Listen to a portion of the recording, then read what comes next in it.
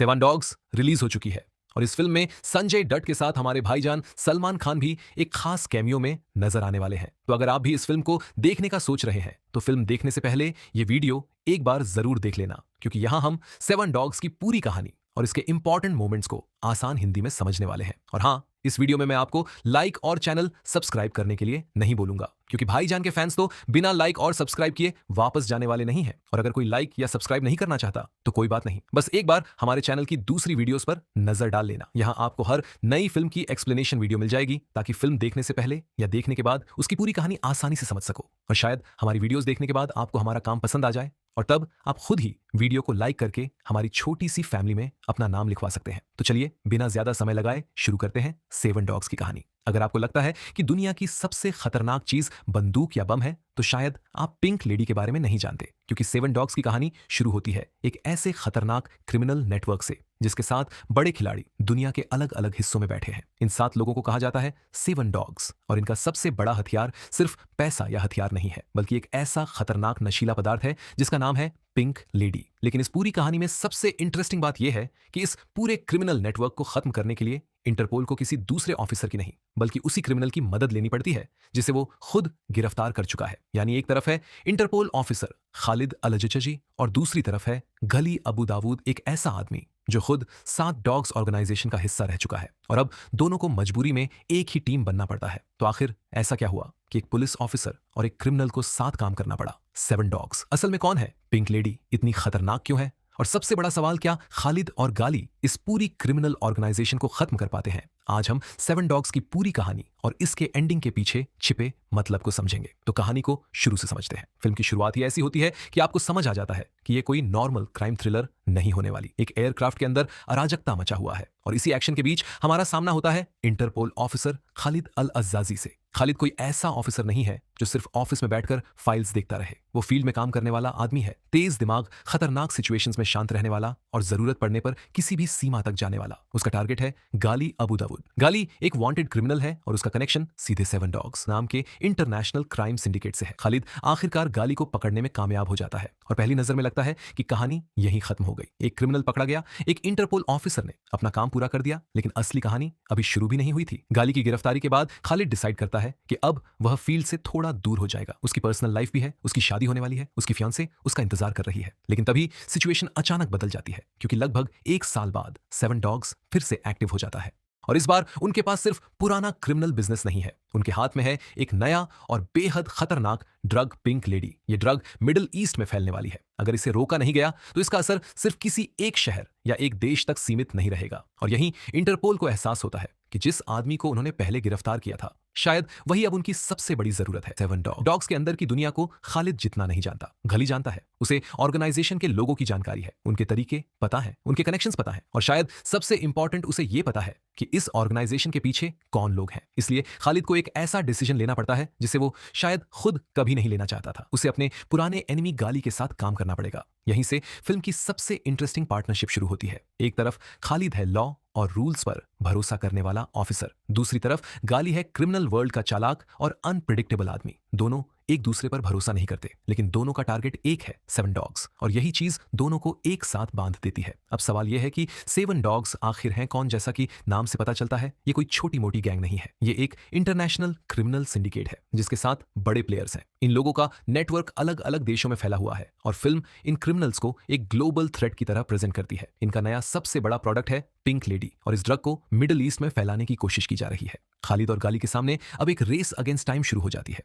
उन्हें ऑर्गेनाइजेशन के अंदर तक पहुंचना है, लेकिन प्रॉब्लम यह है कि सेवन डॉग्स के मेंबर्स अपनी आइडेंटिटी छिपाकर रखते हैं। यानी खालिद के पास पूरी तस्वीर नहीं है, उसे हर क्लू को जोड़ना पड़ेगा। और गाली ही वह आदमी है जिसके पास उस पजल का सबसे जरूरी हिस्सा है। यही कारण है कि दोनों की पार्टनरशिप सिर्फ मजबूरी नहीं है, असल में दोनों एक दूसरे की वीकनेस को कवर करते हैं। खालिद के पास अथॉरिटी है, गाली के पास क्रिमिनल वर्ल्ड का एक्सपीरियंस। खालिद रूल्स जानता है, गाली रूल्स तोड़ना जानता है, और इसी डिफरेंस से फिल्म का बडी कॉप एंगल निकलकर सामने आता है। दोनों के बीच आर्ग्यूमेंट्स भी होते हैं, दोनों एक दूसरे को इरिटेट भी करते हैं, लेकिन जैसे जैसे मिशन आगे बढ़ता है उनकी पार्टनरशिप मजबूत होती जाती है। और यही फिल्म की इमोशनल बैकबोन भी है, क्योंकि शुरू में गाली सिर्फ एक क्रिमिनल दिखाई देता है, लेकिन धीरे धीरे हमें समझ आता है कि वह सिर्फ एक टिपिकल विलन नहीं है, उसके अंदर अपने तरीके से ह्यूमैनिटी भी है। और यही वजह है कि खालिद और गाली की केमिस्ट्री फिल्म को सिर्फ एक्शन मूवी बनने से बचाती है। अब दोनों 7 डॉग्स के अलग अलग कनेक्शंस को ट्रेस करते हुए अलग अलग लोकेशंस तक पहुंचते हैं। फिल्म का स्केल यहां काफी बड़ा हो जाता है। कहानी सिर्फ एक शहर तक सीमित नहीं रहती। इंटरनेशनल लोकेशंस,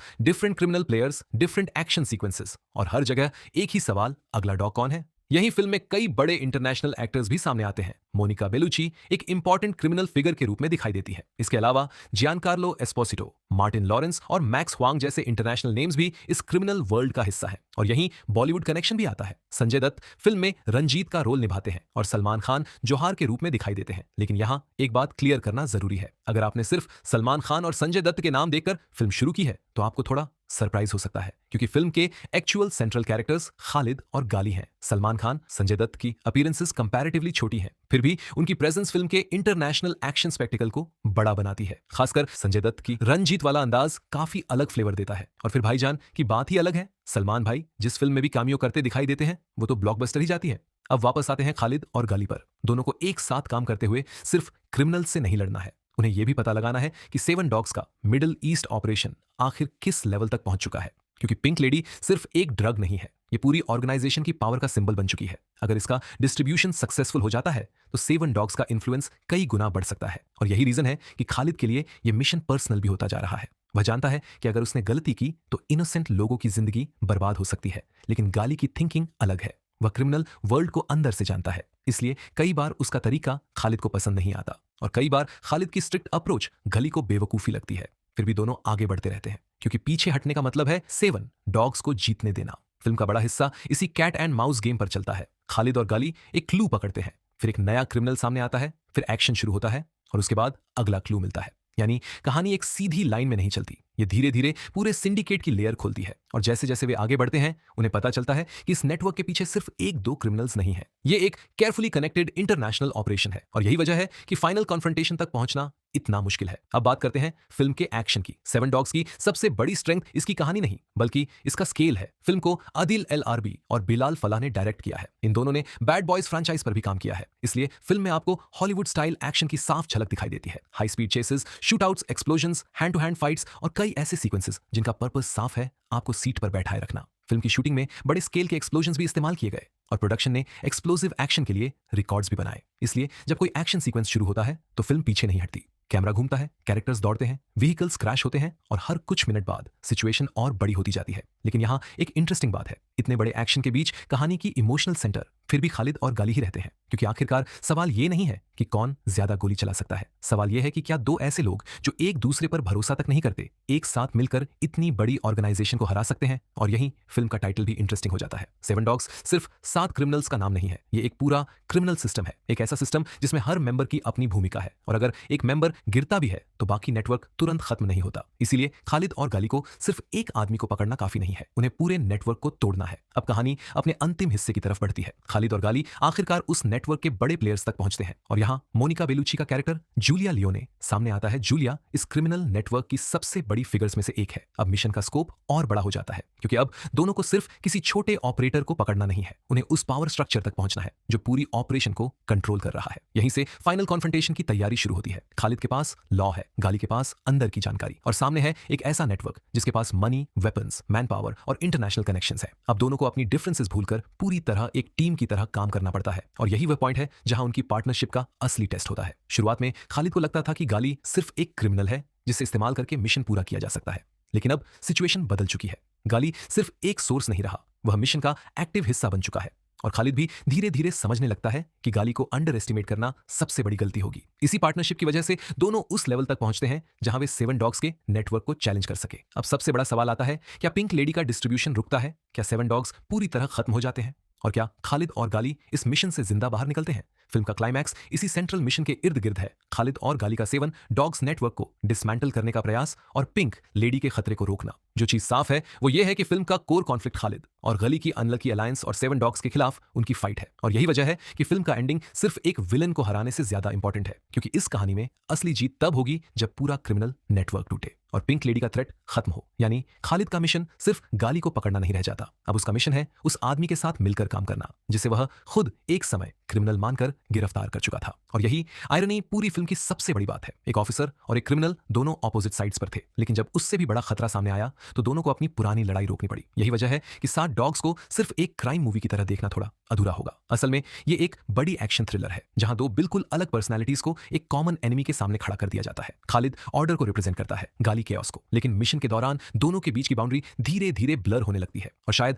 फिल्म का सबसे बड़ा मैसेज यही है, कभी कभी किसी बड़े खतरे को खत्म करने के लिए आपको उस इंसान के साथ भी हाथ मिलाना पड़ सकता है जिस पर आप कभी भरोसा नहीं करते थे। अब सलमान खान और संजय दत्त की बात फिर से कर लेते हैं। उनकी कास्टिंग ने फिल्म को इंडियन ऑडियंस के बीच काफी अटेंशन दिलाया। दोनों एक इंटरनेशनल अरेबिक एक्शन प्रोडक्शन में दिखाई देते हैं। संजय दत्त रंजीत के रूप में क्रिमिनल वर्ल्ड का हिस्सा है और सलमान खान जोहार के रूप में दिखाई देते हैं। लेकिन दोनों की अपीयरेंसेस को मेन स्टोरी लाइन समझना सही नहीं होगा। फिल्म की प्राइमरी स्टोरी खालिद और गाली की है। इंडियन ऑडियंस के लिए फिल्म में कुछ इंडियन टचेस भी हैं। हिंदी डायलॉग्स और मुंबई स्टाइल रेफरेंसेस जैसी चीजें फिल्म को एक अलग फ्लेवर देती है। इससे फिल्म पूरी तरह हॉलीवुड कॉपी जैसी नहीं लगती, बल्कि ये अरबिक सिनेमा, बॉलीवुड मसाला और हॉलीवुड एक्शन का कॉम्बिनेशन बनने की कोशिश करती है। अब अगर फिल्म की एंडिंग को ओवरऑल समझें तो सबसे बड़ा सवाल ये नहीं है कि कौन जीता, सबसे बड़ा सवाल है कि खालिद और गाली की पार्टनरशिप ने उन्हें क्या बना दिया। शुरुआत में दोनों एक दूसरे के एनिमी थे। खालिद ने गाली को गिरफ्तार किया था। गाली खालिद की नजर में एक डेंजरस क्रिमिनल था, लेकिन 1 साल बाद वही गाली 7 डॉग्स के खिलाफ सबसे जरूरी आदमी बन जाता है और खालिद को उसी पर डिपेंड करना पड़ता है। यानी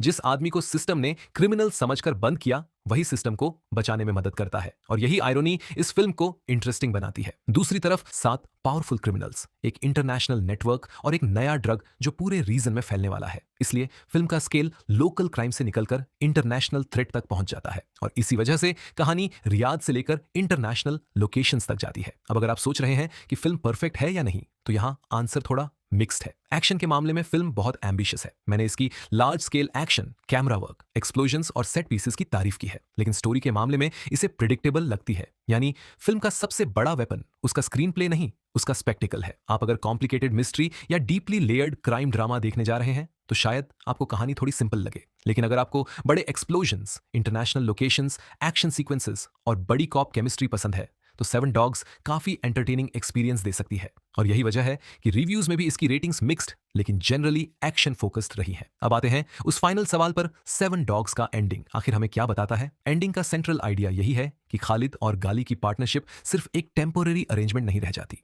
दोनों ने एक ऐसे थ्रेट का सामना किया जो अकेले किसी एक के लिए बहुत बड़ा था। खालिद के पास लॉ एनफोर्समेंट की ताकत थी, गाली के पास क्रिमिनल ऑर्गेनाइजेशन की अंदरूनी जानकारी, और दोनों की कंबाइंड स्ट्रेंथ ने उन्हें 7 डॉग्स के खिलाफ मौका दिया। यानी फिल्म हमें बताती है कि कभी कभी एनिमी का एनिमी सिर्फ टेम्पोररी फ्रेंड नहीं होता, वह आपकी सर्वाइवल की सबसे बड़ी वजह भी बन सकता है। और शायद इसी वजह से खालिद और गाली की स्टोरी का सबसे इंटरेस्टिंग हिस्सा उनका फाइनल फाइट नहीं, बल्कि उनका ट्रांसफॉर्मेशन है। शुरुआत में वे एक दूसरे को इस्तेमाल करना चाहते थे, अंत तक दोनों एक दूसरे की जरूरत बन जाते हैं, और यही 7 डॉग्स की असली कहानी है। अगर आपने फिल्म देखी है तो आपको इसकी सबसे बड़ी स्ट्रेंथ जरूर समझ आई होगी। ये फिल्म खुद को बहुत सीरियस क्राइम ड्रामा की तरह पेश नहीं करती, ये बड़े स्केल पर एक्शन दिखाना चाहती है, और इस मामले में डायरेक्टर्स ने कोई कमी नहीं छोड़ी। लेकिन अगर आप सिर्फ सलमान खान और संजय दत्त की वजह से फिल्म देखने जा रहे हैं तो याद रखिए कि ये उनकी मेन फिल्म नहीं है। अगर आपको ऐसी ही Hollywood style international action movies की हिंदी एक्सप्लेनेशन पसंद है तो चैनल को सब्सक्राइब जरूर करना, और अगर आप चाहते हैं कि मैं अगली ऐसी इंटरनेशनल एक्शन मूवी की पूरी कहानी और एंडिंग भी हिंदी में एक्सप्लेन करूं तो कमेंट में जरूर बताना, क्योंकि ऐसी फिल्मों में असली मजा तब आता है जब एक्शन खत्म होने के बाद हम समझते हैं कि पूरी कहानी में आखिर हुआ क्या था।